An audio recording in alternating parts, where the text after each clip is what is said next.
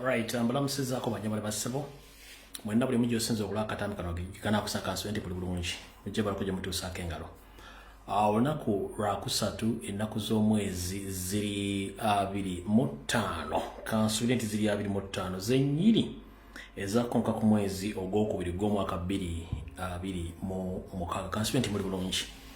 Nzize amasana ga leero, emisana ga leero mbeka information gyempisaawo nga ya mbwangu then akawungezi tusinkale mu open of discussion kuba kati nkikola bwente mbanga nina ebintu bingi mbanjala nenzija emisana nemba yisizaawo then regular nenzija nengattako kale yensonga lwaki mba nsobola okujja emisana ne twogera kale mbalamusiza nnyo bannayuganda bonna besiba nabakwetola ensino kansubenti buli bulungi wate mujabira kujja mutuusaako engalo abali mu nsi nje mwagenda okunoonya ekigula magaliddi bakansubenti buli bulungi mbatumiddeko nnyo abali mu America buli kibuga nesiza mbagala nnyo abali Canada buli kibuga siza mbalamusiza nnyo abali mbongeza balamusiza nnyo semazinga abali balamusiza nnyo semazinga Asia semazinga Middle East semazinga Africa ne mu Uganda eka mambuka maserengeta mu bukiikadde na buli omu wonna mbalamusiza kansubenti buli bulungi mwebale kola mbagala nnyo bwe mmala babuuzaako mwenna ngenda kusa mutambuliza akatambika olina option abantu 10 sharingirako mwenda akamu akasigala okateeka ku page yo oba account yo atalina mugookiriro oba access one ajja kubalabya ku page yo bwe mmala okusaba okutambuliza akatambika ajja mupite president bracket Kyagulanyi Center mwonna waali nsaba mupite president wonna waali oba muntaagingira akatambika najja kkalaba nsaba muntaagingira president wa akatambika najja kkalaba nsaba muntaagingira ennyanja Yosoferi nsaba muntaagingira mutabani we Didigi Jeno Salim Sale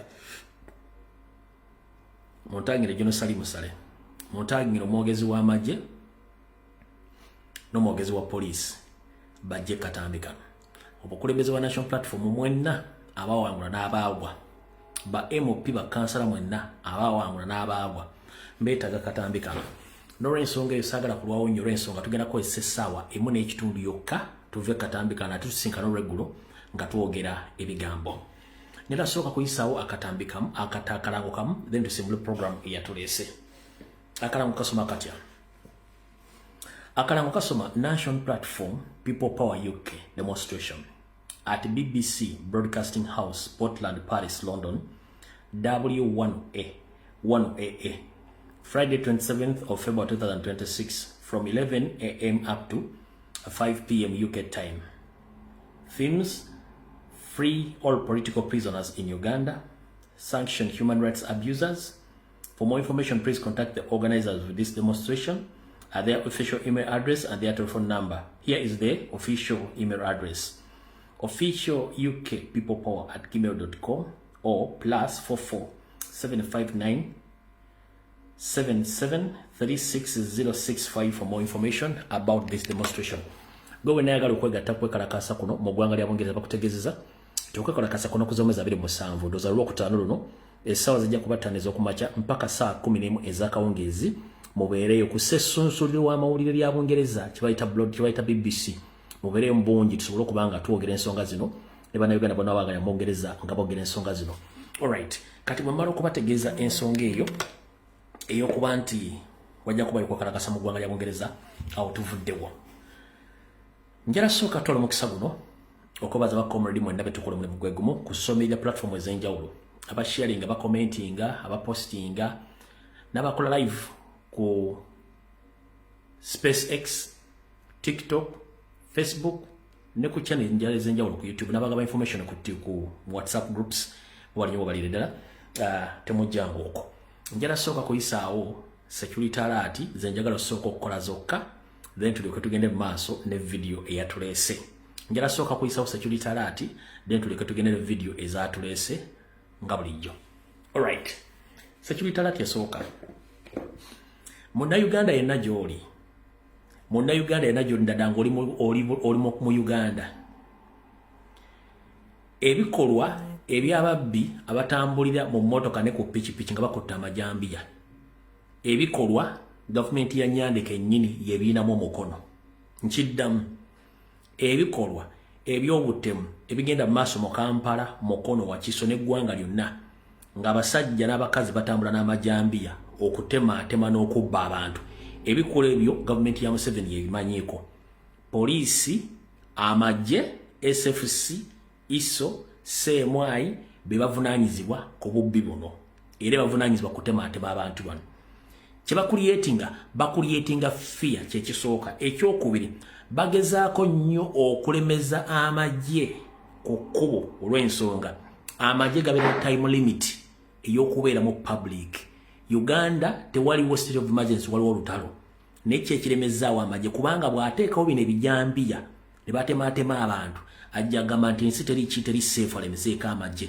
kati byonna ebigenda mu maaso okuli ebijambiya by'ababbi abatematema abantu poliisi yennyini ekimanyiiko amagye gakimanyiiko ISO ekimanyiiko SEMA ekimanyiiko ba RDC ba RCC n'ennyando yennyini akimanyiiko ne mutabani we Muhoozi lwaki bulijjo ebintu ebyo bibaawo nga tabinamu interest ajja n'akola press conference ye kennyini Nyandwi n'ayogera ku security nga bwegenda maaso mu ggwanga kati olw'okuba nti abinamu interest tannavayo kwogera wadde okwogera ku nsonga zino kubanga bakimanyi ekintu kyabwe so mwenna bannayuganda bali mu Kampala mukono wa Kiso Entebbe nga muli mu kusinkana embeera enzibu ennyo ey'obutemu byonna mukimanye nga during Kayihura's regime we waliwo ekikwata bakazi n'okubatulugunya okubafumita ebifo emiti mu mbogo zaabwe n'okubasala amabeere nakati kino bwe kiri bonna ababbi abali mu kubba okutulugunya abantu bonna poliisi bamanyi era nga bavuka ba ghetto structures Christopher Damulira Emma Kuteesa be baateekawo okubba n'okutulugunya nga babeyambisa mu kalulu akawedde nakati babeyambisa mu kukola ebikolebero ebyo mu Kampala okugezaako okuteekawo insecurity nga bo bafuna mujjukira kino mbali temukimanyi nti olw'okuba nti ffe twagaana okwekalakaasa poliisi eba tekola n'amagye gaba tegakola lwaki bwe wabaawo obutabanguko security naddala poliisi CMI ISO ne crime intelligence bawaayo budget ya Ministry of Defense nga baagala ssente okubifinga up security kati oba tewali okwekalakaasa nga tewaliwo kintu kyonna kitiisa balina oteeka ebintu bitiisatiisa abantu bagende basabe ssente nti insecurity esusse babawe ssente kati byo byennyini ebigenda maaso baagala ssente bino byennyini poliisi ebimanyiiko amagye ba RDC RCC bonna bakimanyiiko bulungi nti avuka akola ebintu bino by protected and guided by the police lwaki Kampala mukono wa Kiso Entebbe yonna ejjudde kamera z'oku nguudo wadde footage yafulumye namba plate bazirabye nga tebanna parading omuntu n'omugo baakotte nti abadde enyigidde ebikolwa by'okutemula abantu oba okutta abantu kubanga ekintu kya state eyo security alert esooka security alert eyokubiri bakomredi mwenna abali mu South Africa njagala mumpulirize bulungi nnyo naddala abayisiraamu bakomredi mwenna bali mu South Africa naddala abayisiraamu n'abaana b'enkyukakyuka njagala balabula eno security alert yammwe njagadde osooka balabula then kansooke ngende ku kinyusi kya information engirambulule bulungi ya security alert ngende okutuuka ku mu South Africa nga mutegedde bulungi nnyo tutandise bwe tuti Nyandwi Osoferi bahabulwa Mr. President Robert Kyagulanyi Ssentamu kansule nti ogenda kuwulira akatambi kadde security alert eno nga mutabani wa Okero Lutwa Okero Oriembo yavuddeyo ne yeegaana bye yayogedde ntetta nayogerako nti Kyagulanyi yakometinze treason be bantu be bamu balina enteekateeka kussaako emisango banoonya legitimacy ey'okussaako emisango egya treason lwaki wetwogerera waliwo obuyeekera obuteeketeeke Museveni n'ebitongole bye bateeseteese mu bbendobendo ly'e Masaka waliwo obuyeekera obuteeketeeke nga wali ebijambiya ebyatwala omugenzi Ssegirinya Museveni n'ebitongole bye bateeseteese mu gurupu bw'abayeekera mu bitundu by'e Masaka ng'era obuyeekera buno bugenda tandika okutulugunya abantu kati ye Museveni aveeyo agambe nti obugurupu buli linkite ku Robert Kyagulanyi Ssentamu kati Mr. President wona wolijala kutegeeza ati bano abasajja bateekateeka obuyeekera mu bitundu by'e Masaka nengo obuyeekera buno bugurupu bagenda bulinkinga ku national platform ne ku gwe Mr. President Robert Kyagulanyi Ssentamu naye kati mu nkola eyo baagala kulinkingamu n'abantu abali ebweru w'eggwanga bali mitale w'amaanyi n'okusinzira baagala kulinkinga abantu bali South Africa kati gwe comrade yena ali South Africa ng'oli Musiraamu, oli Muganda, oba oli wankyukakyuka, nkugambye kategori ziri 3. Oli Muganda, oli Musiraamu, ng'oli wankyukakyuka. Uliriza ebigambo bino. Mujjukira omusajja gwe mbadde nsije mbagamba kubayita Frank Abulira Kabinga. Museveni, agent wa Museveni. Ne mu kalulu akawedde nga bamuleeta okwesimbawo. Ono yali ababega olwaliyamu Dr. Agri Kiyingi n'okutuuka okumuttisa. Ono mbega talina maka gali permanent, asula mu loogi, asula mu bakazi, kusaasaanya ssente. Omwami ono otegeezeddwako bw'aba tali mu kkubo nga kutuuka South Africa tokuba nga yatuusedde South Africa. Ng'ekigendererwa kye kwe kuyingira mu komenti y'Abannayuganda n'Abasiraamu Abaganda Abasiraamu abaliyo. Atandika obbaleeta ebiboozi eby'okuggyako Museveni nga mukozesa ebikolwa by'emmundu. Naye ng'ebikolwa bino omu yagenda obbirinkinga ku kabinja k'abayeekera abali e Masaka ke bapulaninga kuba ssente baazifulumizza dda omwami yono. Nyongera omubajjukiza nti mubagambidde ebbanga eddene yabalimu okutegera yoyo Frank Abulira. Wonna omulabirako nga azze South Africa, oyo mbega wa ESO wa CMI akola emirimu gya Museveni egy'enjawulo. Yoyo Frank Abulira Kabinga. Musajja Munyarwanda, lwakwogera Luganda na kweyita Muganda, musajja Munyarwanda. Yoyo Frank Abulira. Kamuzzeko eno emabega musobole omwetegereza obulungi.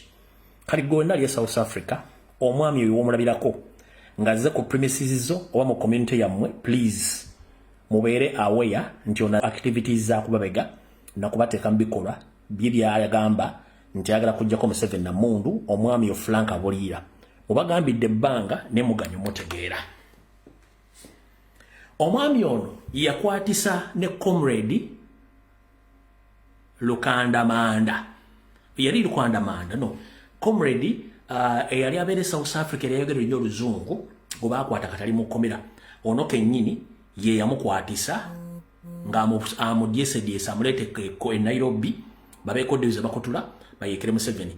Yo lwamala okutegeera n'ategeeza ebitongole by'okodo mu CMI ne bakwata Gaayo ne bamutwala katali mu komera tebamulowooza nga kuwadde omuleetako mu kkooti omukola ky'okuwoza. Kati omwana Frank Abulira yali mu kintu kino. Naye ng'omusajja ono Munyarwanda amannya ge ye Bulira Frank Kabinga. Abadde y'omu ku ba presidential candidate Museveni be yateeta bamwesimbeko. Musajja Munyarwanda bamuyita Bulira Frank Kabinga. Bw'aba tali mu kkubo ng'agenda South Africa, yatuusedde South Africa. Ng'ekimuleeta kye mbagambye nti ajja kucoordinatinga bannayuganda abali eyo abateekemu ekiboozibozi abaconnectinge ku bubinja buli Museveni bye yateeseteesedde obuli e Masaka owabayeekera babaconnectinga ku Robert Kyagulanyi Ssentamu nti adiringa n'abayeekera. Kati mwenna mutegedde abali e South Africa mwe munaamanya Mazinga webale nnyo webale Mbazulu bamuyita Mazinga. Ono Gayi yakwatisa Mazinga. Ono yakwatisa Mazinga. Oyo yakwatisa Mazinga. Kyokka Wuunye abadde presidential candidate kati bamusindise ajje South Africa ate akole coordination egenda okuyozesa bannayuganda era balinkinge president kubikola ebyobuyeekera. Yoyo omwami Frank Bulira. Sabantu be South Africa mwenna ddala Baganda muli Basiraamu nammwe ab'enkyukakyuka. Omwami ono waatuuka, please mubeere nga mumwewala kubanga agent wa Museveni. Eyo security alert ewedde ngera ategeeza ekitongole kya military intelligence ekya CMI n'ekya ISO n'ekya crime intelligence. Guys, don't be stupid to that extent. All along we have been watching and observing whatever you're planning against national platform and our leader Robert Kyagulanyi Ssentamu. Even the Minister of Foreign Affairs, Okello Oryem, came out publicly. He mentioned that the statements which Robert Kyagulanyi Ssentamu said during his invitation to a European Parliament, they were treasonous statements. Because you are planning to create labor groups in Masaka, and you connect those labor groups to Robert Kyagulanyi Ssentamu so that you can implement what you have been planning all along. So CMI, ESO, Crime Intelligence, Muhozi, Museveni, and the others, please be aware. We know That's why we come ever to give up security alerts to the public so that they get to know about the plans which you are planning. So njagade mutegere mumanye bulungi kyo ekigenda maaso mu mbeera eyo. Bwe mala okuvaawo kwe ensonga ngimaliriza Constituent President ategedde na buli kimu mukitegeere. Bwe mala bagamba ekigambo ekyo kati kambagambeyo n'ekirala. Kyabulamu gwe kiri gy'oli. Gwe muganda wange ali eyo. Ng'oyagala nnyo okwegatta kukusingira embaga etanyumye. Omuzungu tatudde. Akugambye nti yakoledde eddagala bwe balikuba likuziiza ofuna akawuka. Muganda wange njala kugamba genda mpola. Bw'oba okyagala obulamu togezaako okukozesa kintu kyonna ekiri mu kiziiza eddaga kiziiza akawuka obutakwata. Lwaki tebakola ddagala lijjawo kawuka? Lwaki bakola likaziiza? Njagala mukozese emitwe gyammwe. Eno security alert mwenna baagala okwegadanga. Okuli abakazi n'abasajja Uganda. Manyi Uganda kasito jjawo mwenge n'okwegadanga. Basobola okujja gavumenti ya Museveni mu ddakiika 3. Kati banna Uganda mwenna baagala okwegadanga omuli abakazi n'abasajja abavubuka n'abaana abato. Ebintu baleetera ku katale nti eddagala eriziiza akawuka ka mukenenya okukwata ng'olimize bweriri mugende empola. Lwaki mu nsi ezisingamu siriimu teririiyo? Lwaki tebalikozesa? Lwaki balireetedde mmwe? Lwaki ensi ezisingamu siriimu ezimanyikiddwa tebalikozesa? Lwaki balireetedde mmwe? Bulaaza ngenda kugaba obanga oli mbwangu nnyo lwaki likozesa gali mpitawa? Togenda n'osirwala nti bakuba eddagala kyebagenda okukuba tokimanyi. Ebintu ebisinga obubbi bakola babikolera baddugavu babikola nga kugezesa babisindika ebintu by'okugezesa. Kati saagala bakufule gine pigs bazina embizi emmese eziringa embizi ze bagesizaako amaddagala mu mageresizo. So saagala obeere musiru obeereyo ogenda nti baleese eddagala ngenda kwegatta nga seekuumye. Baaba ojja kufuna siriimu Pro Max Ultra ajja kuluma ojja kutegeera. Nkutegeeza nkubuulira munnange naye nkulekerawo freedom yo oba right yo. Oli waddembe ogenda oddigula oba oddikuwera ku bwerere lukozesa. Eyo right ogisigaza. Naye embuulire tefa yonna oli waddembe ogenda oddigula oba oddikuwera ku bwerere okugezesezaako. Eyo right ogisigazaako. Naye nga nze nina okugamba nti sandikuwadde magezi kugenda kukola kintu ekyo. Lwaki tebakola ddagala lijjirawo ddala kawuka oba eriwonya akawuka libabawa? Lwaki babawa ddagala limugenda okumira bukaleme kukwata? Enjawulo eriruddawa? Muganda wange kiri gy'oli naddala gwe kaddugala. Be very very very very very careful kaddugala ku bintu ebikwatagana n'amalagala agava mu mikono gy'amagulu meeru. Lwaki magulu meeru bwe bakola obuwuka ne bakola n'eddagala basooka kukola buwuka ng'eddagala lye baalikola ne balirina ng'akawuka bwe katuuka bakaagala nga batunda eddagala lyabwe. Ekyo nkikunnyonnyola. Ze bayita international pharmaceuticals gw'omulimu gwazo gwa kulyetinga bulwadde ne zimala ne zireeta eddagala ne ziritunda ye bizinensi. Era kyekiringa nti omuzungu buli lunaku atinkula entalo nga waliwo makampuni agakola emmundu nga galina okutunda emmundu ezo. Era singa tewabeerawo ntalo ezo kampuni ezisobola kutunda mmundu. Kyovula nti amawanga manene gagenda ne gakola endagala n'ensendera babaguzizza emmundu zaabwe bwe buti. Kubanga ye bizinensi bwete bwetambula nti watali ntalo emmundu tezigenda kutunda. Watali birwadde amalagala tegagenda kutunda. Kati mugale ngenda kugamba gwe kiri gy'oli olina right ogenda okugezesezaako oba oggula eddagala eryo oddikozesa. Naye nga nze nkugamba weegendereze ng'ogenda mu kintu ekyo. Naawe omalirizaawo. Kati njala tugende ku vidiyo tuleese.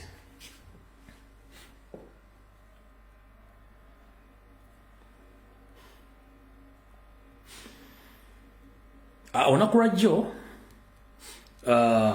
lwajjo abakulembeze ba National Platform bakulembeddwamu Vice President Honorable Nambeshe Loop, Honorable Zake n'abalala bagenze koko okebera kwa comrade bafa bali makomera n'abakulembeze okulaba nga embeera bweyimiridde bino bajjeeyo era bino baatugambye.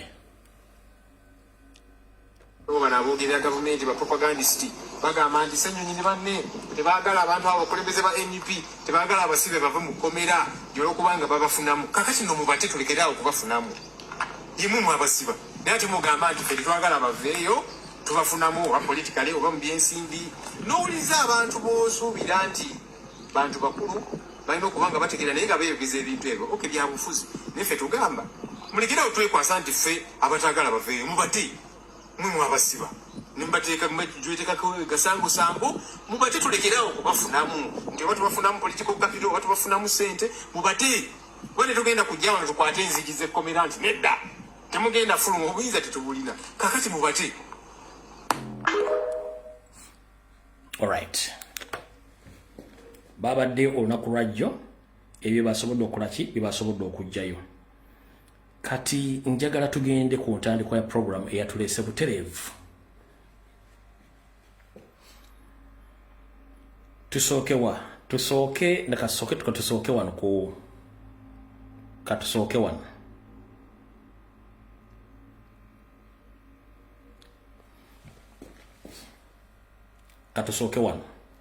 kasooke mbongere security alert.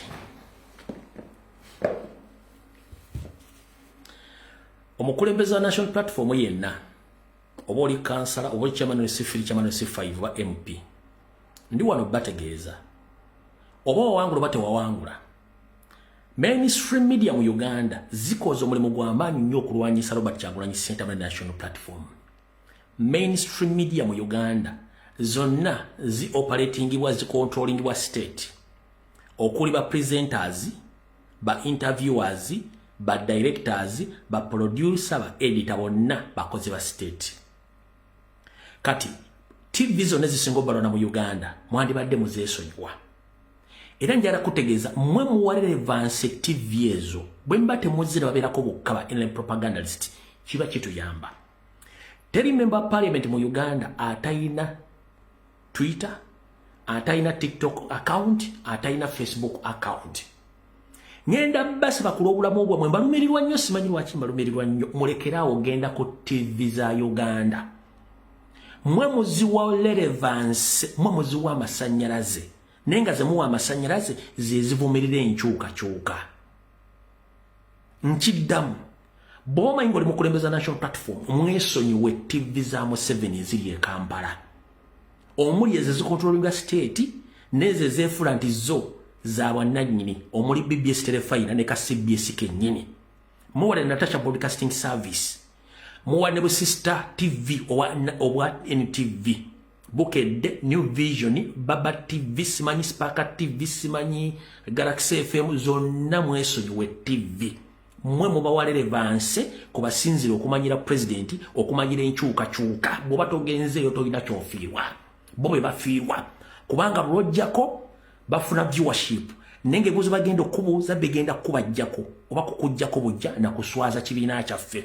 Ngenda kusaba gowe omukulembeze wa National Platform temuddamu genda ku TV ezo zikubye enkyukakyuka kuva 2019 nakati zikyakuba enkyukakyuka oba onoonyaayo ki kati bino bibaddewo ku ekiro ekikeeseza olwaliro. Meyo omulonde bali mwezo nga agenze ku Natasha agenze ku Sanyuka TV ndoza part of NBS. Ono musajja natandika omumanyira ekimuviiriddeko nadduka wano bajja bbawo obutwa.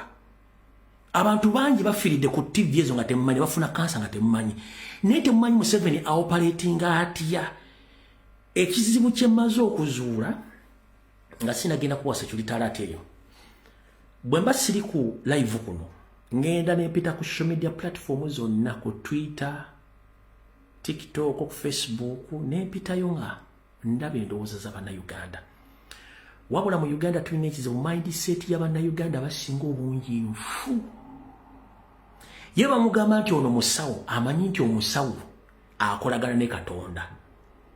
Bamugamba nti ono professor amanyi professor akolagana ne Katonda. Bamugamba nti ono lekikyala amanyi nti lekikyala etasobyera. Bagundi njala baga mukyuse mindset yammwe. Buli muntu yenne yazaalibwa ng'olya emmere wanga alya emmere akola ensobi. Mulemedde ku ng'ombe egamba nti eyasoma yategeera. Bagundi okusoma kwatusanga busanzi mu Africa ne mu Uganda. Naye nga abasajja bataasoma bazimba Africa bazimba Uganda okusinga bana abaasoma. Okusoma kwerimbisemu nnyo abafere, ababbi, abatemu nga bakozesa amateeka. So mpise kushinga ndaba abantu bangi nnyo byalooza nti omusawo ye Katonda, professor takola nsobi, oba lecturer takola nsobi, nga yaga nti gundi yasoma tebamuchallenginga. Kati bate bamuchallenginga ja kubuuza. Genda okebere bukyanga Uganda efuna independence. Muntu kiwa masters yafuze Uganda. Owa PhD yafuze Uganda. Tebaliwo. Amagezi ge bakuzana nago ge magezi g'olina okukozesa. Naye abantu mu Uganda mindset yaabwe enfu. Kyova olobera ku social media kuno owulira nti gundi bamufeze ssente bweziti. Ani yamufeze? Nti eyamufeze abeera ku social media, ku Facebook oba ku YouTube motivation speaker. N'atamanya nti motivation speaker naye ekimuleeta kutandika kwagala kubba abalina obwongo obutono. Gwegowa ekitiibwa okimuwa lwakuba tomanyi kikimuli munda, lw'onootegeera amagezi g'amatuufu ojja kudduka. Njagadde okubategeeza mwenna bannayuganda. Bannayuganda basinga obungi mindset yaabwe enfu nnyo. Kati mwe abakulembeze ba National Platform kino kye kyatuuse ku bali mwezo, era mwewola okugenda ku TV ezo.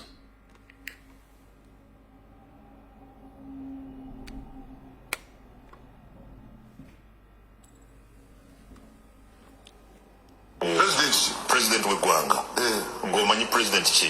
Azomanyi wange manyi okitegedde tobulaga nti oyawuddemu sogera ku president wa kibiina kyo president w'eggwanga. President wange Kyagulanyi njogera ku president w'eggwanga. oyogedde tugende mu maaso era ye president akyaliko nga president ekisanja kino ekigwako Kasooke maleyo nsaba protection kasooke maleyo lindako Lord Mayor wefuge ate ate mujja mukoleka taxi zanzira wano luli mwami kungu I was giving an information akati wefuge uliriza no I can walk away. Yeah, you are free to walk away. I can walk away if you want, but I can walk away. Or in back of parliament. No, I can walk away. Or in back of parliament. No. On back of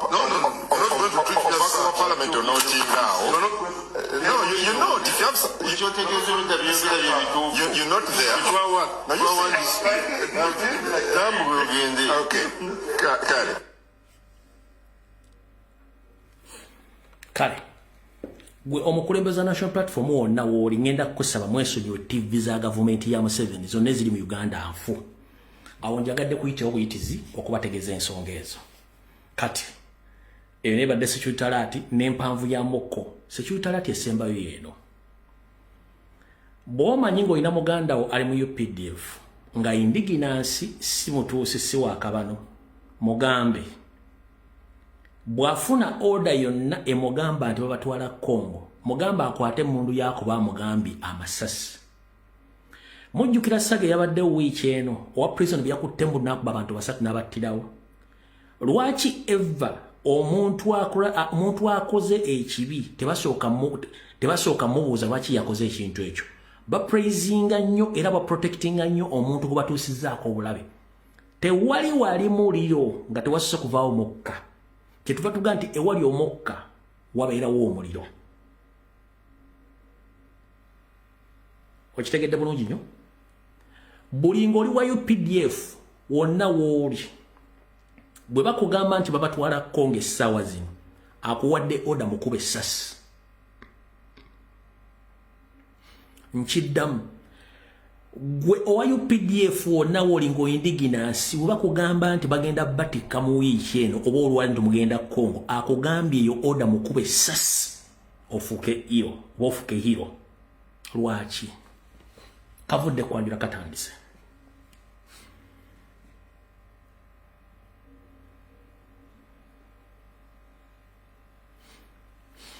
Nyandi Osoferi yatuziza high command mu refugee camp Entebbe. Ekyamutuziza high command mu refugee camp Entebbe.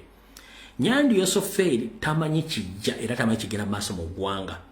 Ekyamugambye atuze high command atandise okutya. Tamanyi Kyagulanyi gyali, tamanyi abazungu bazzaako ki, ekiri e Kongo kitokota sekisaanikire. Whereby nti abadde ayogerera amagye abayekera ba M23 yattiddwa kigambibwa n'abadde agaduumira gwe bayita Makanga naye we yabadde bakubiyewo ekizuka ne banne bayisiddwa bubi mu kuyisibwa obubi kino kyatiisiza Museveni ne Kagame kwe kuyita high command babeko badiscussinga naye bw'otunuulira njagala osobola be facial expression y'ebifaananyi bino byengenda okukuzannyira byengenda okukulaga olyoka okukakasa kye nkugamba ebifaananyi byadde mu high command wano nga batudde badde bali bwe bafuna kifaananyi kyawamu high command ya Nyali Yosoferi eyo high command gyatudde nayo jjo naye njagala nsooke nkulaga facial expression zaabwe zino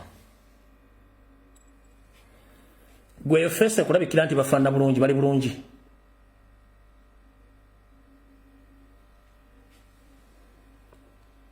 ezo fese zikulaga nti bali bulungi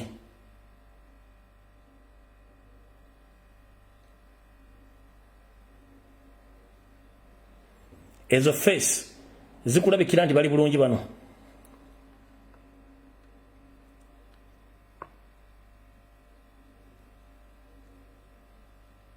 ezo face zikulabikira nti bali bulungi abo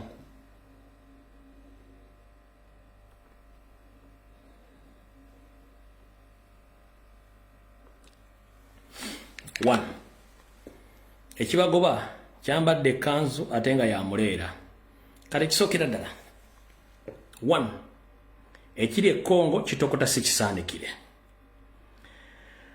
naye mu kubeera ekongo kitokota si kisaanikire ono gayi gwe basse akamala omubalaga wano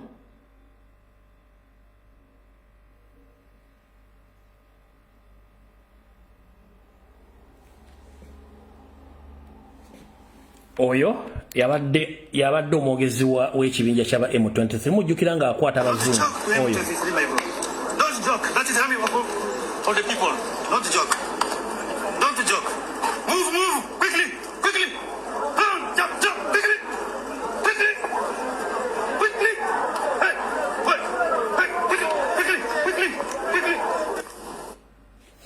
yoyo gwe battiddeko For the people, not to joke. Not to joke. Move, quickly. Jump, quickly. Hey, quickly. Kati oyo quickly tiyalutonze. Kati mu butalutonda quickly eno information jinjalo kusomera. Oyo quickly bamukubye yafudde wabula information engero gamba labor sources M23 Supreme Commander General Makenga and General Gachili are said to have been seriously wounded. 10 officers and other 6 wounded in DRC Congo drone attack in Lubaya. The same attacks at 2 on Tuesday, claim the 23 spokesperson. Kati information bwete bwe yafulumye njagala kulaga ki ekiri bana basajja bali mu kutya kati oye Makenga abadde aduumira ekibinja ekyo oye Makenga abadde aduumira ekibinja ekyo ogira bulungi nnyo Makenga abadde aduumira ekibinja ekyo kati Makenga oyo wano mbulamu obwa bulijjo yono wano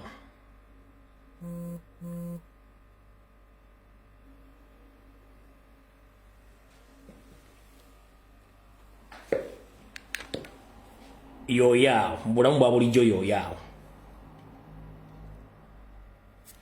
kati sources ziri bbiri one waliwo source egamba eno yesoose ku maca egamba bweti AFC stroke M23 military chief General Sultan Makenga between life and death. He is in very critical condition according to several sources. and several others AFC stroke M23 military officers died tonight near Lubaya. Eyo source ku macha kati nobera source eyokubiri. Source eyokubiri esoma bwet. Source eyokubiri esoma bwet. Naye source eyokubiri mfunye ne yokusatu kyonna kikiri tujja gitegera luvanyuma. Eyokubiri esoma bwet. It's 6 a.m. on February 25th, 2025. Surge of the military intelligence from Uganda indicates subject to the usual jamming maneuvers. Sultan Makenga has been neutralized permanently. According to those some sources, the concerned person alleged caused by the biological activities exactly 2:45 a.m. at Bombo Military Barracks, nested well in the Bombo Military Barracks UPDF Ground Forces headquarters about 32 kilometers north of Kampala. Allocation to say last strategy. Uncertified medical reports several badly damaged resulting from recent bombing, which also would have sent several others elements of the same training to the elements rest. Source kyokka source eyokusatu egamba. Source eyokusatu egamba nti ono ate yaddusiddwa n'atwalibwa Kanombe mu military hospital olunaku lwajjo. Kati gwe ky'omanya nti abadde omuduumizi anyiga biwundu, omwogezi mufu n'abalala bafu, wabula ntegezeddwako nti n'abaffe bennyini ba indigenous abadde bakola n'abo abantu bayitirivu battiddwa, naye ono tagenda kwogera. Ono waffe tagenda kwogera. Eno incidents ye yaleetedde high command okutuula olunaku lwajjo. Njagala ombuulireko wali bukyanga tuva mu bukyanga akalukali aka 2026 kaggwa n'okutuuka olwaleero. Museveni yali ayiseko high command mu State House, mu refugee camp Entebbe, tagiyita nko olw'ensonga akimanyi byasiba bikutuka. 1 olutalo lye Congo lwayingiddemu Angola. South Africa bangene yeetegeka. Congo yennyini kati erina ebyokulwanyisa eri backed by what?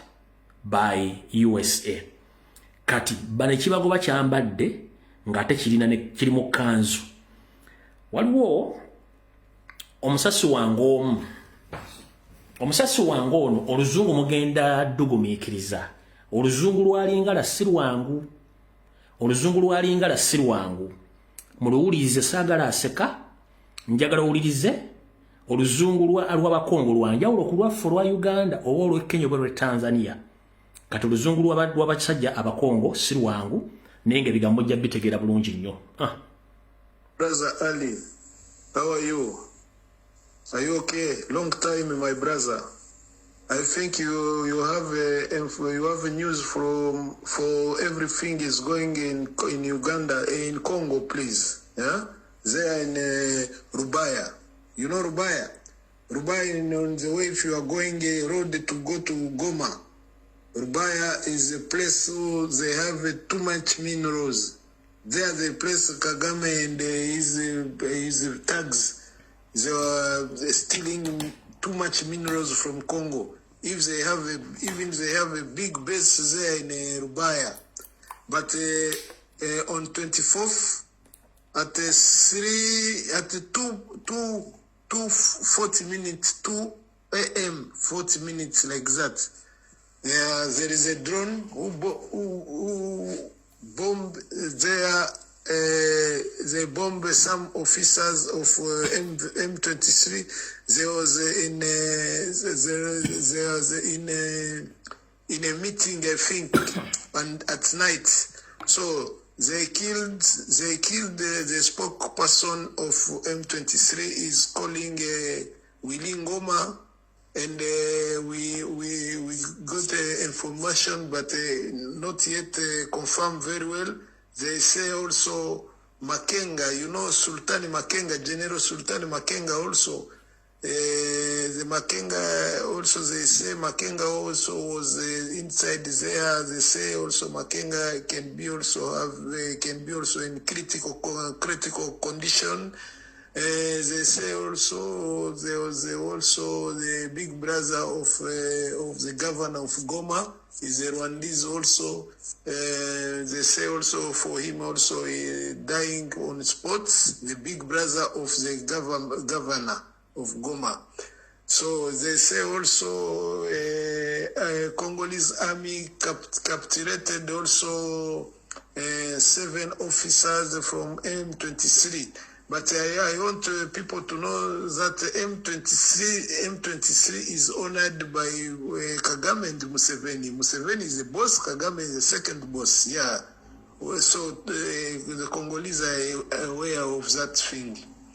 So that is big news is there in Congo. But Ali, I want you to know in this year, you will see a big change. There, even in Rwanda, even in Uganda, even in eastern of Congo, we will see a big change by the grace of God. Because now Tshisekedi is very powerful now. He's very, very powerful. Even the president of Burundi also. So we must have change. We must. There is something big is going to happen in this eastern Congo. Okay, God bless you, my brother. Oluzungu tugenderaawo oli mu Congo bamanyi French na Lingala naye kati basobodde okwogera oluzungu nalujje bulungi mu bitegedde byabagambye. So yembeera eyatuziza high command Nyando ng'amaze kitegeera nti eyamwalula esiridde e Congo. Ebiri e Rwanda mubimanyi bulungi nnyo sagala bbiri wamulwa ensonga ti information tulina nyingi. Kati ekiri e Rwanda mulabeka video akagenze viral akagga yabadde akaaba ng'akuba emmeeza. Nkawaddeko ku bantu bange bamanyi olulimi olwo ne bannyonnyola bulungi nnyo. Naye kye bannyonnyodde kye ngenda okusooka okubazannyira omugenzi Wasswa Kasirye Gwanga kye yabagamba mu ka video kano kansooke nkabazannyire. Wasswa Kasirye Gwanga kino kye yayogera era kye kyabadde mu ki kye kyabadde mu ka video akowulira. Abatutta temubamanyi abatutta baani bugambugamba gavumenti itutta temugiraba abapolisi tebambadde uniform abatutta temubamanyi tubamanyi naye nga boogererawa bano abajja baleekaana ekyo bakolera temukimanyi tukimanyi kitumanyi start the game.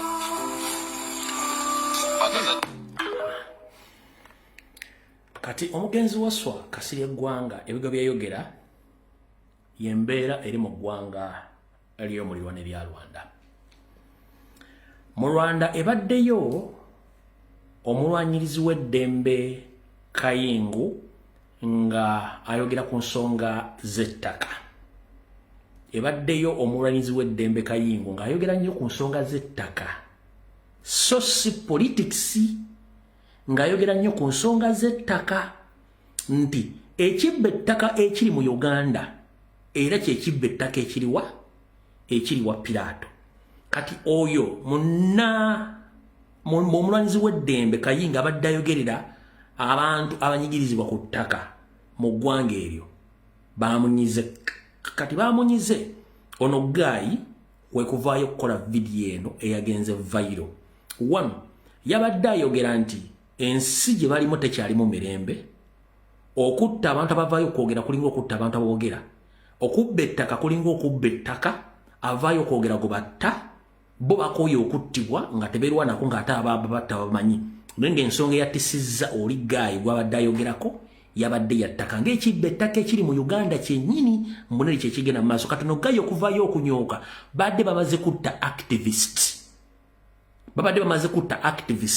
Kati nga message Kasirye Gwanga gye yayogera noono gye yabadde ayogera ng'asindika nti ababatutta tubamanyi ne batutta lwa nsonga ABCD. Kati ke ka video kano Guy ke yabadde ayogera mu Lunyarwanda mwenda ke mutaategedde ebigendera byako naye nga yabadde afunye obusungu nga basse activist abadde akyasinza okulwanirisa ababba ettaka mu ggwanga eryo. Ke kano wano.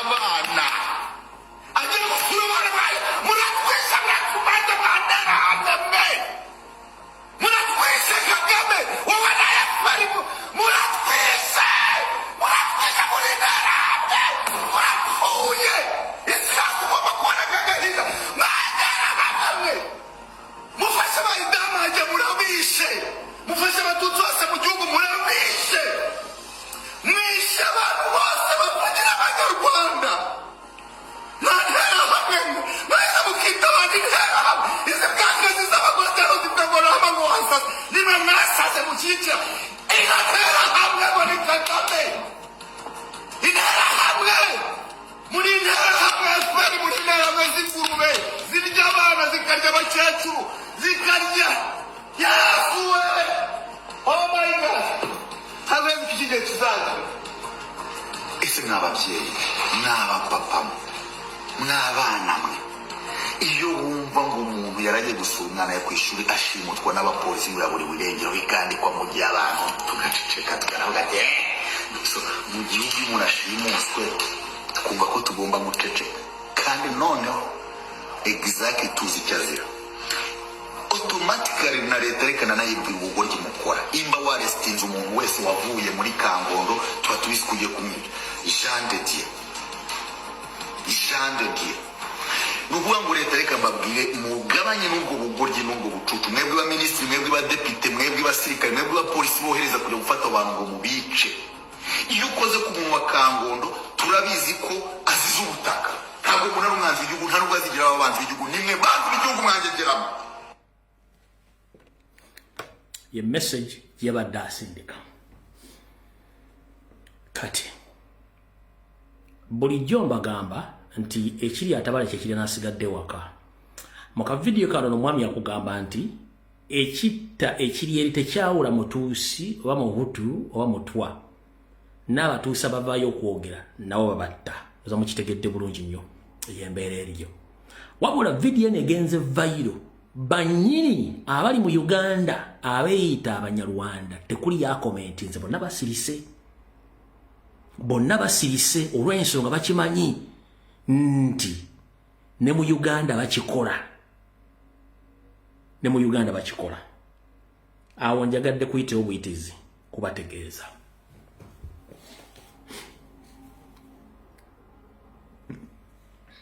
ebyafaayo biddiringana era amawulire tegaba makadde eri abatagamanyi abagamanyi gabaira makadde ku balaza lwelunaku okwosa jjo wabaddeyo ekitambiro ky'emmisa kyali kyalangirwa ennaku eziwerako mwenna mukimanyi bulungi nnyo nti okuteekateeka ekitambiro ky'emmisa mu ekereziya bakirangira ennaku wakati w'essa ne wiiki kijja kubeerayo bateeseteese ekitambiro ky'emmisa nga kyakusabira basibe bonna nga tebawudde mumanya naye ng'eyabadde omukulu yabadde Kadikano Kizza Besigye wabula ekitambiro ekyo tekyasobodde kgenda mu maaso lwaki tekyagenze mu maaso ekereziya yo yakola ogwayo wabula nga bulijjo bwe tufa ntubagamba nti eggwanga liwambe temukkiriza era mubuusabuusa nga bwe nabagamba wano recently nti Museveni yeebuzaabuza ng'afukaana wabula ye kennyini yeenyigira mu kutta omugenzi Luumu Archbishop Luumu era kyova olaba ennaku zina mu praisinga nnyo n'olunaku lwe lwabadde mwezi ndowooza guno gwennyini nga gutandika yagendako ne ku malaalo ge alina ebintu ebimugobera ebimukolimira Luumu yali Archbishop yattibwa n'emmotoka gyali avuga baagisanga Museveni oluvannyuma lw'emyezi emitonotono ng'ebiri ku esatu bitondo by'embaale kati njala soka kubuuza gwe Munnayuganda alowooza nti oli seefu nga n'ekkanisa ekkereziya za Katonda Museveni yakyasobola okukwata olufungo n'akuba essimu n'agikubira Archbishop n'amugamba emmisa tekkirizibwa kusabirwawo awo olw'ensonga y'abannabyabufuzi kyokka nga Roman Catholic mu Uganda oba ekkereziya yeetongodde era ng'ekola emirimu gyayo nga teyawuddeemu muntu yenna mu ddiini ye kasita obanga okkiriza nti ogenda kusaba ne bakuwa omukisa oba okusabirwa tutuuse ku santi kati Museveni asobola okubira omusawo n'amugamba oyo mulwadde ali awo muggyemu omukka oyo mulwadde ali awo musirise eyo emmotoka epakinze awo mujooke oyo tagenda kulya oyo mute oba tomutta oli musibe oba tomusiba ekikolwa Museveni kyewakoze okwata olufungo lw'essimu oba olukomo lw'essimu n'okubira Archbishop Paul Semwogerere n'omugamba ayimirize misa kituzaayo nti gwe kennyini weenyigira mu kutta Archbishop Luumu gwe kennyini weenyigira mu kutta omugenzi kati era ng'ali dokita gwe nagamba ne mugamba weegendereze naye osiriwo gwa naggamba ne bamaliriza nga state emusse bwe mulaba ebikolwa bino nga bigenda mu maaso bwe mulowooza eggwanga literedde omuntu watuukira nga nti kale akontrolinga Kereziya akontrolinga ekkanisa akontrolinga emizikiti buli kimu kyonna yakirinako power kitegeeza mmwe abeefuula nti mumanyi baprofesa barekicara badokita nga temusobola kuvaayo kwogera ku nsonga za ggwanga nakukyusa ggwanga muba temulina kyemugamba bantu ekyo ekikolwa kyandibadde kyavumiriddwa eggwanga lyonna era kiswaza Museveni wano osiiba ogaba emmotoka ng'ozoba naddiini gwazibawo oli muki oli musosodooti olina ekkanisa oba omuzikiti gw'okulira mbadde nga nti gwe oli muki munnabyabufuzi abasajja n'abakazi bano bayita mu state house okusabira bali babazze kusabira abantu bala okusabira bannabyabufuzi abadde bagenda ku bbalaza okusaba bannabyabufuzi ekereziya ekkanisa omuzikiti tebisosola muntu yenna wa Katonda abazze ng'ayagala ekisa kya Mukama Katonda omusabira bw'oba otuuse okubanga osobola okukubira Archbishop n'omutiisatiisa kitegeeza nti Dr. Cyprian Kizito Lwanga ebintu ebimu yabigaananga Dr. Cyprian Kizito Lwanga ebintu ebimu yabigaananga naye njala tutwala okwebaza kwange eri ekereziya ebona wonna mu nsi yonna omuli abafaatha ba Archbishop baabasisita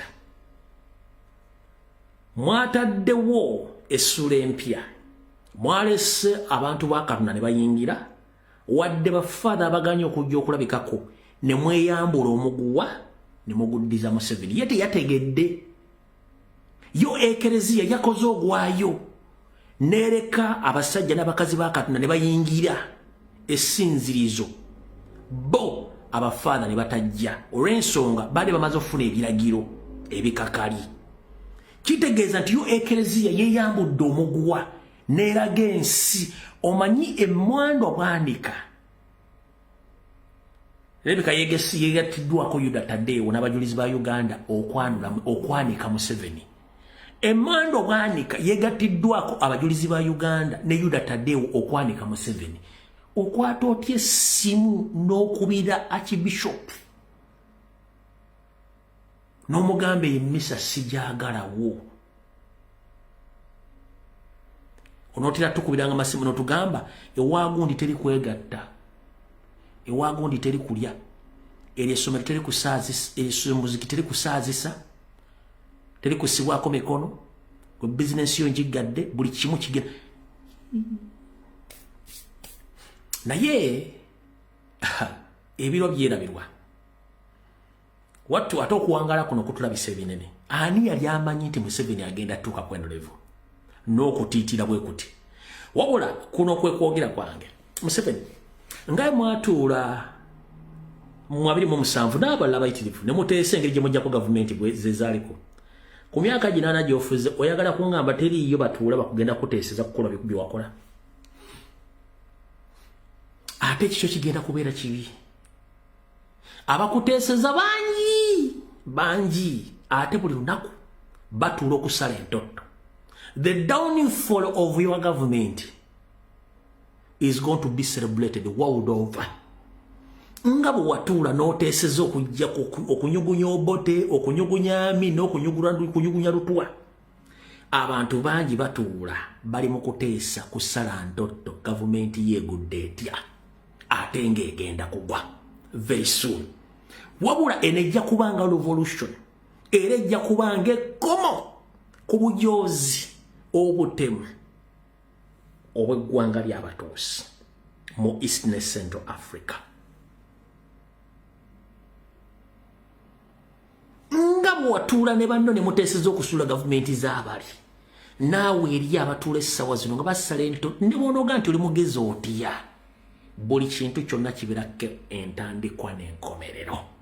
Abatuula batuula era nga bw'ayinvolovingamu abannaddiini bannabyabufuzi abasuubuzi baani abagwira nakati kiri mu kukolebwa. Naye nga kyansobadde n'eki banno bakugambye tuwoyo obuyinza n'ogaana okyawalaza empaka okyatta abantu okyakwata abantu okyateekawo obutabanguko kubanga gubadde ofugira mu kutiisatiisa okyakola propaganda blackmail ku bakulembeze banno notandika obayisaamu olugaayu ekiri atabala kyekiri nasigadde waka nga bwewatuula n'oteesiza banno. Nze gyendi nsula ngamba buli ateesateesa ng'oyongeramu ekikolwa nkiddamu nsiba ngamba buli ateesateesa nga bw'oyongeramu n'ekikolwa kubanga naye yatuulanga n'ateesa butya gavumenti z'abala bwe zigudde wabula egenda kubeera nkomerero ku butemu ejjoogo akamanyiiro byonna by'okoledde eggwanga Uganda mu kujooga buli kimu kijja kudda mu ntandikwa bwe kyali era kigenda mu maaso. Ate nyongera okujjukiza si buli akusekera nti ziba nseko kubanga buli aseka aba tategeeza nti aseka laba baanika mannyo gaabwe kufuna ku mpewo. Kati gwe tuula awo olowooze nti ensi wagimala buli omu ogenda muteesatiisa naye ojja kiro zaako. Abagenda okusooka okusanyuka bagenda kubeera mu National Resistance Movement ffe nga tetulina kuseka kubanga ffe tulina ebyokukolera eggwanga bingi wabula ba National Resistance Movement bagenda kuba beeyambuddeko baga nti tubadde tufa ng'ensi tekyatulabawo abantu batuwalana ekyo nakyo kigenze nga bwe watuula ng'oteeseza okujjako gavumenti endala n'abantu batuula bw'otya bagenda okujjako gavumenti yo nga n'abatuula bennyini ne mwayikomandi babaddemu gye watuuzizza ne mwayikomandi babaddemu gye watuuzizza kubanga n'amini ogenda okuwamba obote mwayikomandi yalinga mu do you copy that? Amini ogenda okuwamba obote ne mwayikomandi y'obote yalimu ng'atudde ne banne nyine nga tamanyi nti bagenda muwamba era bamaliza nga bamuwambe. Kadde Museveni mwayikomandi yo mu majeega batuula bakulowooleza kiki bagenda okukola era kijja kubeera kibi nnyo ne mwojja kiro zaako. Awo nawo tuvuddewo saagala tulwewo naye nga tuvumirwa ebikolwa by'okulinnyira eddembe ly'abannaddiini n'okuyisa olugaayo mu madiini. Bino wankubadde oli musamize kendeeza akamanyiiro. Awo nawo tuvuddewo.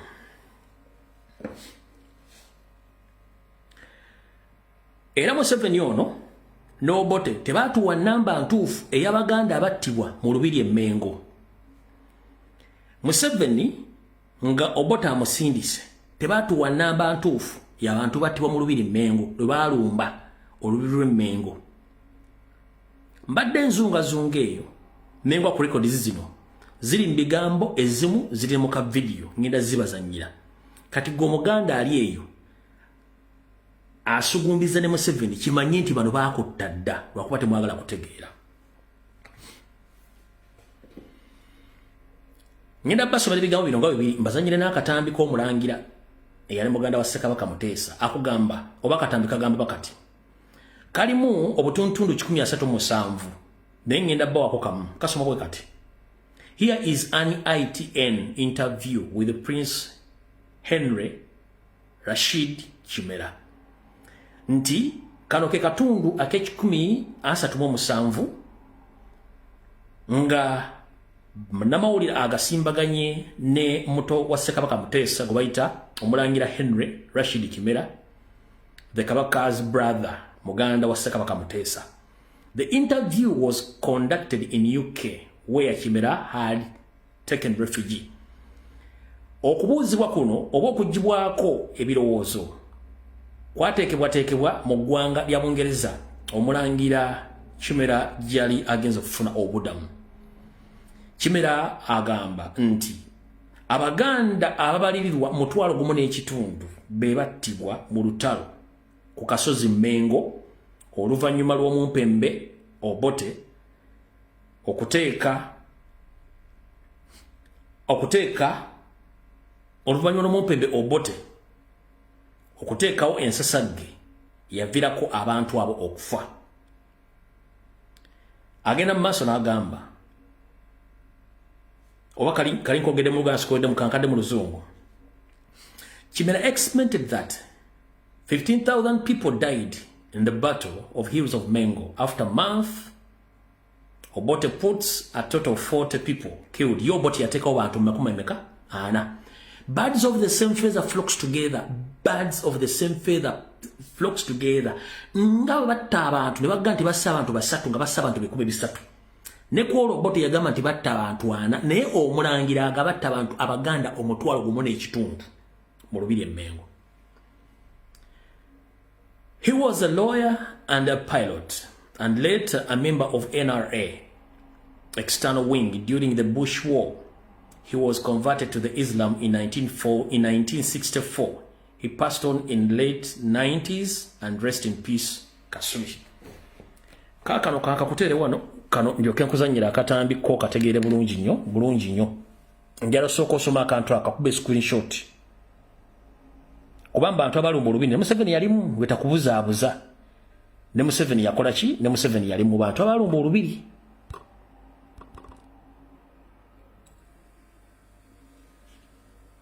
Okala bulungi nnyo.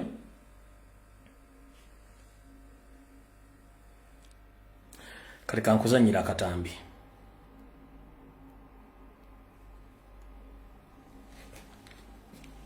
Zakansoke nkakuzannyire ne Musaid zizino oli okukategere bulungi nnyo. Information I managed to have on this matter is that he escaped from the palace and that he's alive. Are the Ugandan troops still searching for the Kabaka? I should believe so, and I've heard that some of them went to Kenya to find him there, and the troops were expelled from Kenya. Now, how difficult would it be for the Kabaka to hide for all this time in his own country? Well, it will be difficult because the army is all around the country, and the fact is that they go about killing people. How many people do you think have been killed since the attack on the palace? The information I've managed to get out of the country is that about 15,000 have been killed. Agala katambya kujja kujjanka kuwe oleko otegere nti mission y'okutta Abaganda aboogera nganzi era bafaana nganzi titandise leero bo baga batta abantu ana ono omulangira muto wa Ssekabaka Muteesa gabatta abantu okutwala gumu n'ekitundu Abaganda wabula yo Obote byereyogera nti batta abantu 40. Museveni bwatta Abaganda agatwase basatu badamba 5 ninga badda senku mulitu kati anayagala katambya ku nkalina wano ojja kujjanka ku mwini box oleko otegere ki kyembulina ne kimulwanyisa mu Luweero teboogera nko namba naye ziraka ziri milioni 2 n'omusobyo naye batta buli lunaku mujja kuba mukitegeera. Bw'omala okuwulira ebigambo ebyo awo njagadde kuyita obuyitizi ndowooza kansoke mala okuteekawo information eno then ndyoke ngende wa na information gyero bazannyira gye bampadde. Kati twadde twakamala okwogera kwa president mu EU Parliament. NRM teyagenzeeyo wabula yabadde bamu ku ba spectators. NRM yabadde bamu ku ba spectators abadde ku mitimbagano egy'enjawulo nga balaba okwogera kwa president Robert Kyagulanyi Ssentamu n'omukyala Bareke. Kati abantu abamu olw'okuba nti babasasula kubeera basiru bo balowooza nti president yabadde ajja agamba nti tubasindiise tubasa mugende mukube Museveni n'emmundu.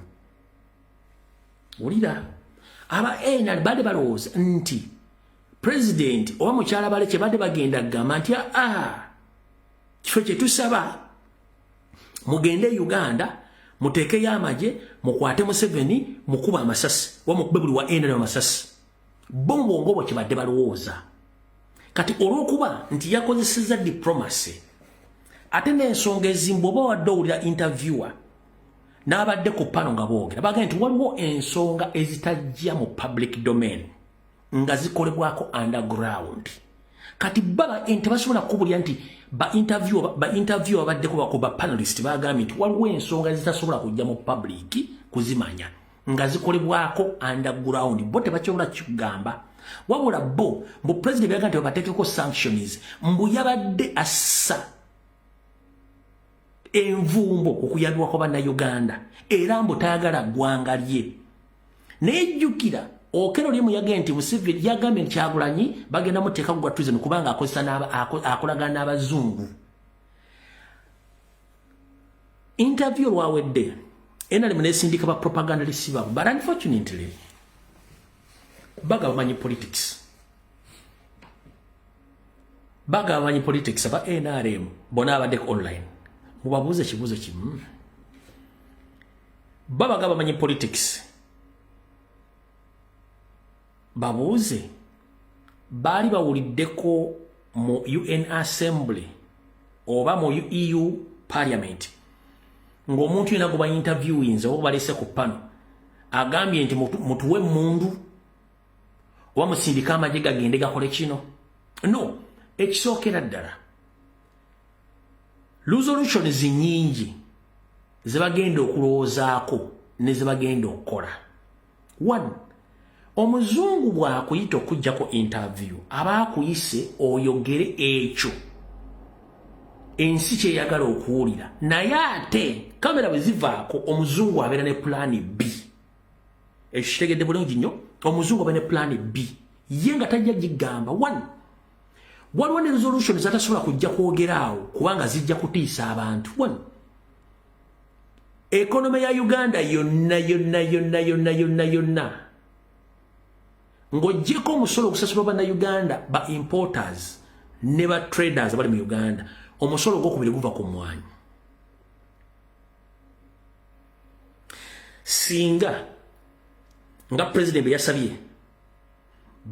gavumenti ya Museveni bagiteekeko sanctions ne ba individuals ne bakeera ku maca EU negamba minywanyi gyayo ntekyali kudde kusuubula mmwanyi ya Uganda bwe vuvu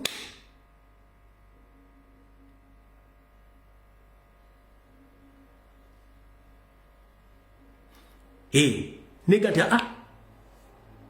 bapatanazi baffe wonna aba EU tekyali kuddamu kusula mwanyi mu Uganda bivuvu emwanyi mugenda zitundawo bali bagenda nti emwanyi za Uganda bazinywe Rwanda bazinywe South Africa bazinywe Brazil oba Kenya emwanyi za Uganda wakofu wa Uganda bamutunda mu Europe Bungereza Canada na America kati singa bagamba nti ezo sanction tebagenda zirita mu public so temumala budde n'abasajja ba NRM lwaki abasajja ba NRM fwe tutali tebaba na content the presence of Robert Kyagulanyi Ssentamu anywhere on the international platform it is an automatic content for NRM propagandist when he keeps quiet they attack him again because he's quiet tebalina byakwogera bebagamba nti taliiwo bebagamba nti ali mu Uganda bebagamba nti yafuluma eggwanga bebagamba nti yekwese ate bamunoonya kati awo tembamalirako budde kyetuyita resolution amala ziteesaako nenda tezijja mu public bazisavinga ba individual gwabadde alooza nti Kyagulanyi agenda asaba emmundu go and eat your mother something gwabadde alooza nti Kyagulanyi agenda asaba emmundu go and eat your mother something eyo sebagiyita diplomacy no first and foremost nokuwa platform ojje ku EU Parliament platform oteesezeeko oteeka okubanga oli diplomatic mu ngeri ewemu endala tebasobola jjuwa buli muntu yenna kujja kwogererako no tekisoboka ogenda njagala tanka njagala bomu njagala ennyonyi nwanyi njagala migi njagala mizairo tebabyogera olina okuba diplomatic bwe muvaali ku platform then you can discuss other things nga teri amanyi kati bya ere birowooza nti ageraga mumpe bomu mumpe ennyonyi mumpe mizairo no mwefuge bagundi mwefuge ebyo tebabyogera no era ne microphone bagikujjako omusajja abadde kyati tebabyogera ebyo olina kujja kwogera bigambo nga bw'onoosanga akawala akalungi n'okwogereza bambi n'okwogereza ne kayitika ne kamala okuyitika ngene kigenda okukatukako tekakimanyi tekamanyi nti omeketa amannyo osula okuba omukka oli mubbi oli mufere tonade n'ekikumi osula wa kyaliwo naye nga owakalimbalimba oli bulungi nnyo olina bisumuluzo by'emmotoka kati such behaviors oba such acts kati now process ye esookerawo eyo kusooka kukwata bulungi muntu kati ye process eyo okusobola kukwata muntu bulungi bamukwata bulungi nnyo naye ng'ekiddako kibamu kyanja olina ekirala tewaliwo ogenda kulumba Museveni nga tomaze mu exposinga world over no olina kusooka mu exposinga bwe kibanga tekyabalumye kiki ekyatutte minisita of foreign affairs Okero Oryem okugenda ewa ambassador wa Bufaransa kubanga ambassador wa Bufaransa ezimu ku nsi eziri ku NATO ne ku UN Security Council ezisalawo ensonga ezo lwaki teyagenze ku EU Commission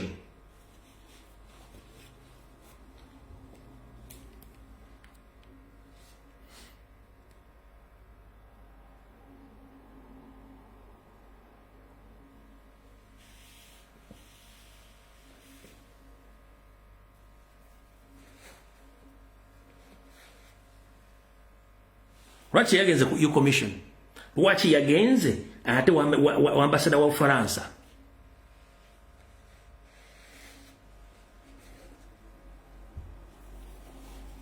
okitegeera oga abazungu tembakwata tebayitembe emwanyi za mumbuzi tunda mbazungu ebyenyanja bitunda mbazungu bizinesi z'amazo namu zitadde mbazungu kati mwe mwade mwagala avya kati abatuwe mundu Museveni bagenda bamukwate no eyo si yo procedure eri nti omala kujja kukwana noyogera manifesto yo omukazi n'agikkiriza oba nedda ate open tasobola kugamba nti agikkiriza akugamba yes tujja kuddamu tutuule tuwulirize ensonga kati waliwo embaata ezagambye mbu EU wasn't convinced by Robert Kyagulanyi's what? Kyagulanyi's interview. Let me ask you one question. Wali owuliddeko ewantu wonna nga parliament y'eggwanga eddala etudde ng'eteesiza ku nsi endala n'egamba tutudde kati era tufuna resolution essaawa zino tekiriyo mutuula ne mwogera ne bagamba yes tujja kufuna olunaku olulala lutuula president yakabira ku gundi ezo ku forums 3 oba 2 kati yonna eneebezeeko ejja kubeera productive mwe kyemwagala tebasobola kutuula awo ne bagamba according to what we have from Robert Kyagulanyi Ssentamu we are not yet convinced naye yakyogedde go and eat your mother something kati bebekazi byosanga bakikwanye mu ddakiika 2 ku ddakiika ey'okutaano nga bagenzi bakiganzise era nkirabyeko ekikasima bakiyita muyima sime bamuyita muyima simayi mwayima oli musiru nnyo tosobola kuŋŋamba nti EU wasn't convinced oyina ka video konna nga EU eganda they were not convinced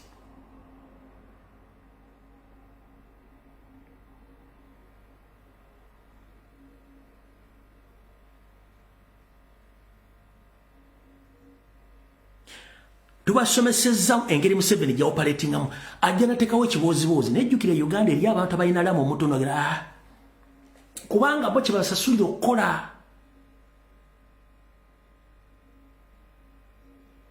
gwe mubuuze why ogambye nti EU yagambye teri convinced can you provide us with the evidence that EU wasn't convinced tagirina wabula yakozesa muntu okuba kyebamusasula okukola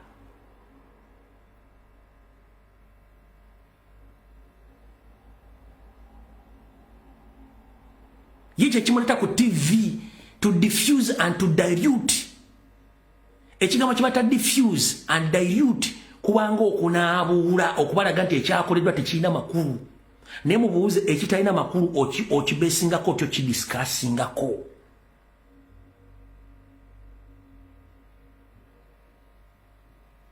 Bobeji kuba president ensonga ezitanya amakulu discussing ako kati yo enagati mbu he wasn't convinced wabadde oyagala kugambe in the same platform that we are not convinced. Are you a fool?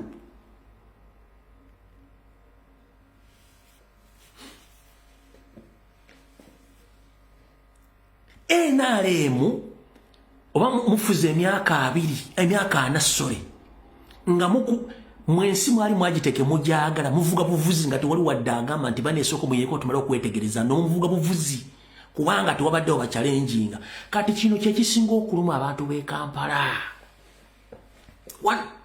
Nazi kuno ebyobufuzi nga byogerwako bannabyabufuzi abo abeesimbawo era abali mbifo nazi kuno bwe kyali yensonga walinga oba MP bakansala ba RDC bandi nga specifically boogera ku byobufuzi nabo abagala okwesimba mu bifo ebyenjawulo kati olw'okuba nti Robert Kyagulanyi Ssentamu azze naggula emitwe gy'abantu ne bagamba zino ensonga tusobola ozeeyogerera ekimeeza ne kikyuka bwe paba kati Bassekadaama Bakadaama Banansi nembutale basobola okweyogerera ensonga z'ebyobufuzi bwe wavudde obuzibu abantu mubajjeeko omugati bayina kunyiiga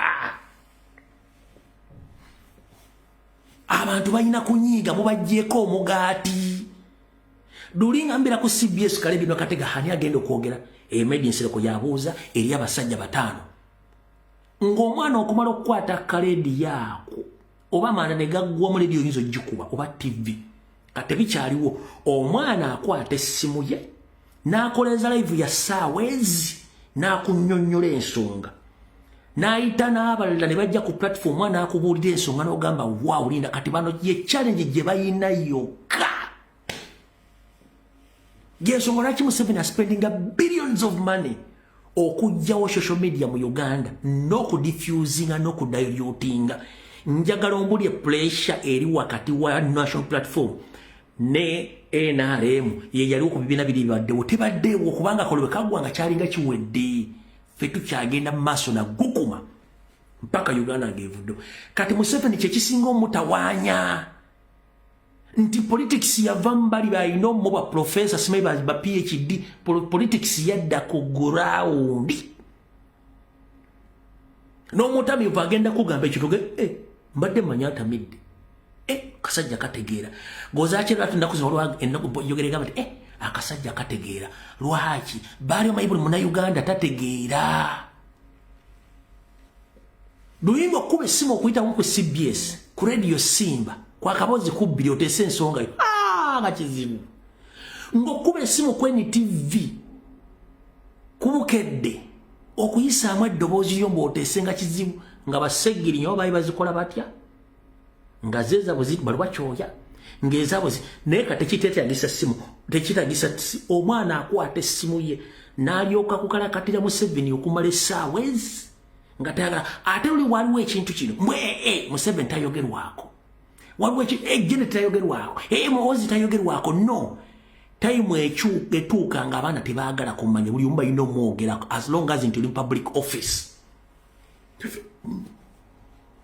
gobadde okimanyi nti time yatuuka nga buli ali mu office bamutwala nti office yagigula alina n'ekyapa kyayo era tayogerwako oyo RDC tebamwogerako RDC tebamwogerako oyo DC tebamwogerako oyo minister tebamwogerako babasimbiranga n'ebitooke ani akyasimbira RDC bitooke ani asimbira minister bitooke ne Museveni tebakyamusimbira bitooke eyo n'enkola yalinga yakutiisa nti omuntu azze wakitiibwa nnyo maama nnya abantu tebaagala bimanya kati kyekisinga okutiisa Museveni nti yalina ebikookolo bye yali atadde mu Uganda nga yima nti bimanyi politics kati yakyuka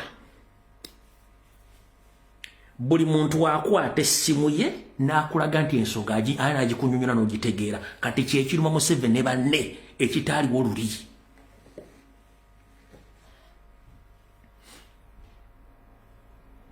kati bwe buzibu balinawo kati mwala butegeera obuzibu obwo bw'olaba okera oliyemu yeeganye byayogedde ng'omanya kati olwaleero ngenda bazanyira ka video kano ka video kano Balambaro Gahare alina gye yabadde mu bazungu n'ayogera n'abazungu abasuula emmwanyi mu Uganda nenge emmwanyi ekkutiya mwe ziri ekkutiya z'e Rwanda twabagamba ekyuma kye baateeka gye bakiteeka emmwanyi bazitwala Rwanda gye ziyita nga muwakana Uganda tubaga bagitunda nga muwakana njagala mulaba akatambi kano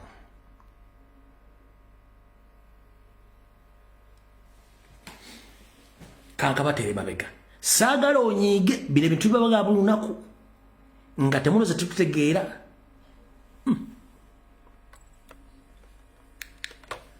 akatambi okalaba kankakuzanyira okakase mmwanyi nja kapozinga muwali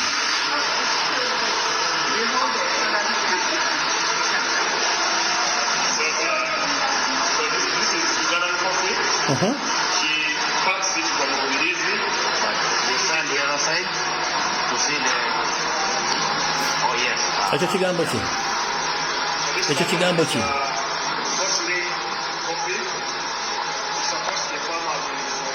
Ekyo kigambo ki? Pause. Ekyo kigambo ki? Mpozi nze ekyo kigambo kikakikusemberezo kire kigambo ki? Nti agule mmwanyi okuva e Rubirizi simanyi luddawa eze mmwanyi bazireeta mu Europe naye era ensawo mwe ziri. Ekyo kigambo ki mpozi nze kigambo ki ensawo eriko kigambo ki? Rwanda Coffee. Emmwanyi bazijjawa Rubirizi luddawa.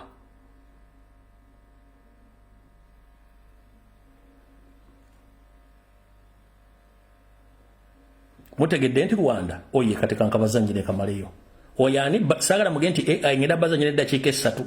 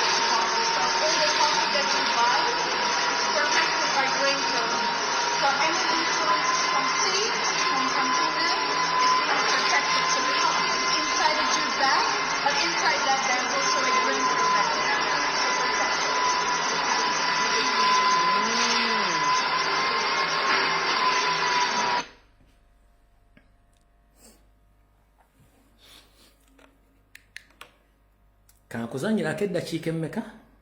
Akeddakiika 3.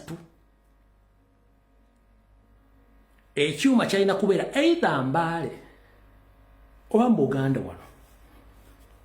Wembale balima emmwanyi mu East ne mu Central. Ne bakitwala wa? Kankuzanyira akeddakiika 3. Kankuzanyira akeddakiika 3 kakase. Lwakuba nti oba recordingide ka video kano waddewo sound zadde bali mu processinga mmwanyi. Kuzanyira akeddakiika 3 okawulya bulungi. So this is Ugandan coffee. She packs it from Rubirizi. We stand the other side to see the. Oh yes. Yeah. So this company is Costly Coffee. It supports the farmers in Busongora and Rubirizi. She buys the coffee from them direct from the farmers, thereby eliminating middlemen, and she brings it here. So once she brings it here, it's about 2.5 months.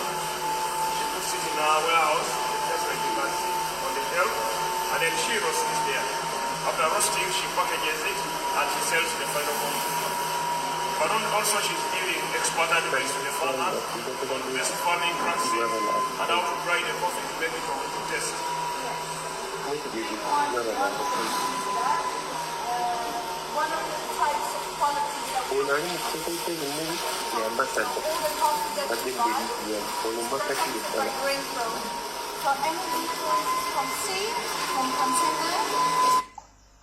Okay. Bannayuganda mwasize mutya. Kansobe buli mujja ali bulungi. Mpulira obusungu. Ono ali mu kiteeteeyi ky'ebimuli y'ambasada wammwe. Abadde e Belgium. Madamu Black. Ono Makati mumumanyi. Ono yakolanga director. Owa Uganda Coffee. Naye nsaba okulenga vidiyo eno. Kanjemu njibaddize emabega. Njagala mutunuulire vidiyo eno. Mugera kuwulira ennaku. Bamusajja babuuzaga nti Abannayuganda basiru. Ekisooka, Uganda ni Coffee from Lubirizi. Banaye, tukiriza kale mwanyi. Kwa tetugirabyeko. Nimina kwa mutwala Golodi wansi yaffe nga gwe muyita Uganda Coffee. Ye naye ekirala, bw'aba Uganda Coffee nga mubaaki nga mutwala bweru, ekimubateekesa mu kkutiya eriko Rwanda ki? Ekimubateekesa mu kkutiya eriko Rwanda ki? Sooka mbaddizeyo vidiyo eno emabega. Mwetegeeze bulungi kkutiya eyo. Abasajja bano okumanya nga tebategeera baali bagikutte. Omusajja wa kamera n'ababugamba mukyuse bwe muti either baali bakikozesa kumanyiira kujooga oba bakikolera mu nsobi nga tebategedde. Bwe bakikozesa mu kumanyiira Uganda esatu yakolekwa n'abasajja badde gye baava kuba tulagiddewo ddala ensi yaabwe bagitunda okusinga eyaffe gye babbye mu buli kimu. Kyekisooka bwe bakikozesa kumanyiira butamanya manya nti tebalina magezi. Njagala otunula body language nga maze okyusa kkutiya eyo. Bala mu kusooka baali bagikutte omusajja n'abagamba mugikyuse bwemuti. Ne baleeta kkutiya ng'eraga nti eva Rwanda. Ekitegeeza nti emwanyi enyo bw'enaatuuka mu Brazil oba e Bungereza gw'ojja gamba otya nti eva Uganda nga kkutiya gy'erimu ye Rwanda.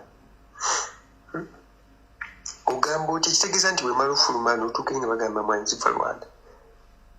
Babatunda nsi yaabwe ekitegeeza nti Uganda teriyo kivaayo.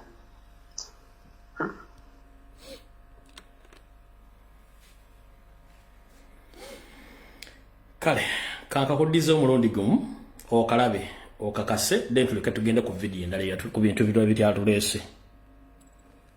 Kakudde omulundi gumu olabe.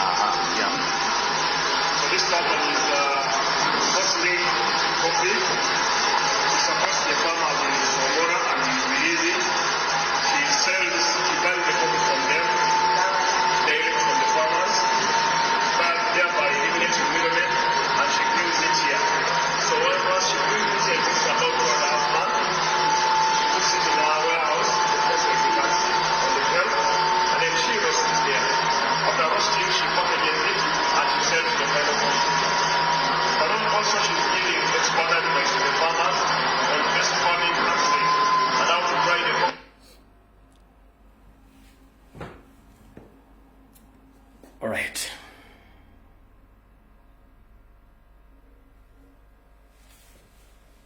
Kale.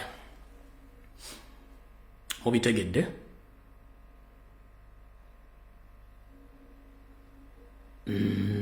Kambazanyire voice, kambazanyire information ere kwa Comrade Masembe Jampadde. Njibawe. Already tugenda sinkana mu open of discussion. Kati musoka muri information ya Comrade Masembe Jampadde. Then we're going to kusinkana mu open of discussion. Wanjagade kuba information kati kamulie ebintu bya Masebe byatugamba ulira. Uganda gye baleko. Munange nakugambye kiri Congo kizibu nnyo kati spokesperson wa M23 bamusse. Naye Abannayuganda kye balina okumanya kiri nti Interahamwe eziri Congo Abanyarwanda abatuusi abali Congo Kagame abatya abahutu mulimu abahutu n'abatuusi Kagame atya Abanyarwanda abo okudde Rwanda abatya amanyi baagala obufuzi tajja bamanyiira ate nga Tshisekedi ekifo kye balimu we wali minerals ze yawa Trump walina okusima minerals. Kagame wadajja minerals ennyingi nnyo z'adatunda ku world market. Kati babadde batta abanyarwanda bano okumala weeks 2 eziyise emabega nga bangi babatta. Kagame n'agezaako ezo zikamikazi drones zeyajja mu Russia ziganya omuyamba. Just why recently yaze Russia bamuwe better fighter equipments. Naye Putin naye ali constrained because of Ukraine. Tasobola ate nga abadde threatening USA over Iran. Tasobola kukola ki kuwa Kagame equipments. Kagame talina sente zigula equipments ezo. Running around Europe. Era bwetwogerera Kagame the whole of last week spending more time in Europe because atyalooza bagenda kumuggyako kyova yakyusiza nga we nagambye eggulu yakyusiza his military chief yamukyusiza ng'alowooza nti abasiya bagenda kumuggyako n'akyusa pilot we omuzungu amuvuze for 15 years n'ateekako omuddugavu ng'alowooza bagenda mukuba kubanga batandise omuggyako amasanyalaze e Rwanda. Jjukira Congo ewa Rwanda amasanyalaze the biggest percentage. Naffe tugiwa Abannayuganda tuwa Rwanda amasanyalaze naye tugiwa matono okusinziira ku Congo gebawa. Kati Congo bwe yatandise okuggyako amasanyalaze e Rwanda, Kagame n'atya okubeera mu Rwanda. Kagame spending the entire week last week in Europe. Era gyabadde mu Europe eyo abavubuka abahutu ne bamutabukira n'abamu abatuusi ne bamutabukira mugamba izo problems goes to creating it. Mu conference emu gyabaddemu ne bamutabukira batandise okuvayo openly bayomba bamuyita mbizi bamuyita biki bamuyita all sorts of words. Kati ekiriwo kiri nti ekisinga obukulufu Abannayuganda kirina okwetegereza kiri nti akavuyo kano nkagenda maaso e Congo, Kagame atidde okuzza Abanyarwanda abo ewaabwe e Rwanda. Kyasazeewo okukola ne Museveni Abanyarwanda abo bayingiza Uganda era mwegendereza abayingira kati e Uganda. Mwegendereze bayingize Uganda bagenda basetolinga mu bifo ebyenjawulo especially northern Uganda eyo nga wali Sale ne mu east. Bwe bayingiza Abanyarwanda abo mu Uganda, Janet yazze mu Minister of Education asabe 1.6 trillion ng'agamba mbu za kusomesa ba refugee ezo sente zigenda mu rehabilitating n'okusetolinga Interahamwe ezo ezivudde e Congo. Nga ne sente endala zino zabba. Bano abasajja bali mu panic y'amaanyi nnyo era omulimu president waffe gwakola Bobi Wine okunyiga ba Europeans ogaana okuddamu okuwa Museveni obuyambi. Bino byabaddemu the whole of last week e Geneva and EU. Bijja tuyamba kinene singa banyiga obuyambi tapu y'obuyambi ne batagiteekayo. Era kikulu nnyo nti Bobi Wine are getting in touch with the DRC leadership. Bobi Wine were getting in touch with the DRC leadership. Agenda kufuna chance esemberera USA current leadership team. Kubanga interest yaba DRC ya leadership team ya DRC bubaagala okujjako both Kagame and Museveni. Neti balina engeri batukirira Museveni ono tanka kumukuba. Betaaga omuntu ayikusaidia abantu basobola okukolagana naye basobola okuba ne Museveni bajjeko ba dictator bano babiri Kagame ne Museveni at the same time. Oba okitegedde ekyo ba dictator bano babiri omu ku bo bw'asigala mu East Africa, then there's nothing much that can be achieved in Eastern DRC. Omulala asobola okulobinga nazzaako omulala munne. Era bagamba mu weeks 2 nti Kagame avuddeko bamuggyeko towakana. Mu weeks 2 bakugamba nti Kagame e Rwanda takyali president. Even mu week emu towakana. Ekiri e Rwanda pressure y'amaanyi nnyo. First of all, pressure buildings internally within his leadership committee. Bamugamba tukoze any planning on succession. Tulina succession plan gy'otaddewo. Oli mu kulwanyisa Congo, resources onoziteeka Congo, weesigidde ku Uganda nti our youth abatalina mirimu, aba graduates ogenda bafuna emirimu e Uganda. Era kyovola emirimu gye Uganda gy'abasomye gigenda mu Banyarwanda. Mu Abanyayuganda abali abatudde abasirise abatamanyi kigenda maaso. Nze mbadde mu technology nga ntambula mu banks ez'enjawulo mu Kampala. ntambula mu bitongole ebyenjawulo ministries ez'enjawulo toyina ministry gyoyogerako gyesikozeeyo technology toyina banka gyoyogerako mu Uganda gyesikozeeyo technology or even training some of their engineers until bino ebya electoral commission byajja ne bampa contract ayina amaanyi banteeka mu byokubba obululu bwabwe ebyekisiru nga so kubetrayinga Ugandans. I could not do that. Naye kyengeza kugamba kiri nti emirimu gyaffe kyoboolaba nti abaana bangi basoma ne bagraduating mu universities z'e Uganda ne batafuna mirimu ne basigala mu kutunda masimu ne basigala mu kukola kuvuga booda na bintu birala. Emirimu weegiri e Uganda emirimu biggest number egenda bagwira bava Rwanda. Abannayuganda tebali mu plan ya Museveni yakubakulaakulanya yakubafunia byakukola ayagala kutwavuwazammo because ffe tulina threat ku ntebe ye atwavuwaze nge opportunities zaffe aziwa Banyarwanda.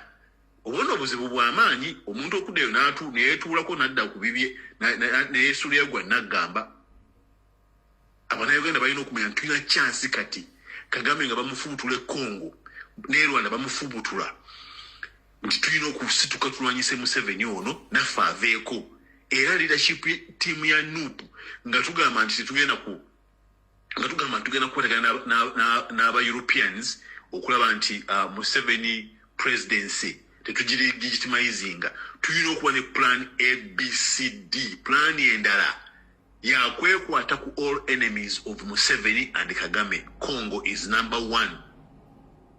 Congo is number one. Zenani badeke ebintu ebyogera ku openly naye okubasaga kubyogera naye nga tukola lobbying era kikulu nnyo kyovana nkiyisaawo nga nkibikkirizaako nga nkibikkirizaako ko Bobi Wine ayina okugetting in touch with the leadership team in Congo. Ekyo kikulu nnyo. Nze nyina omukulu omu we Congo gwe nasinkanako nali nange noonya senator omu somewhere in Washington just 2-3 weeks ago. Mba nyina senator omu gwe noonya mu Washington okubaako lobbying or something else nengwa ku bakongolese. Abakongolese abo nga bagenda kukulaba vice president bali balina meeting ne vice president. Now of course because I'm not part of the NUP top leadership team there's no way they could discuss any serious things nange.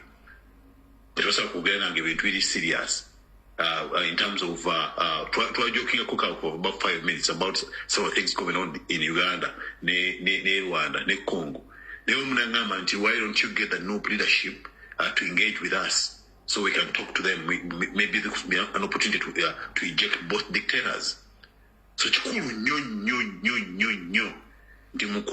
mukulu president waffe Robert Kyagulanyi ononye omukyalo oyo ddala foreign minister owa foreign affairs owa DRC Congo omukyalo oyo bamuta Teresa the other name I forget about something I forget that other name but ndina somewhere naye mwandinonyeza omukyalo oyo kubanga nze kubano byanasinkana teyaliko naye yali yazze nga ayitidde wala ogenda okusinkana leadership nga bagenda mwegattako so saafuna chance emusinkana nabadde muggyeko essimu naye nyina essimu ey'omuntu omu gye nnyina that could be we could leverage to get to her naye nze ndowooza nti omukyalo oyo kikulu nnyo NUP leadership team okwengaginga naye kubanga Museveni tulina kufindinga all alternatives.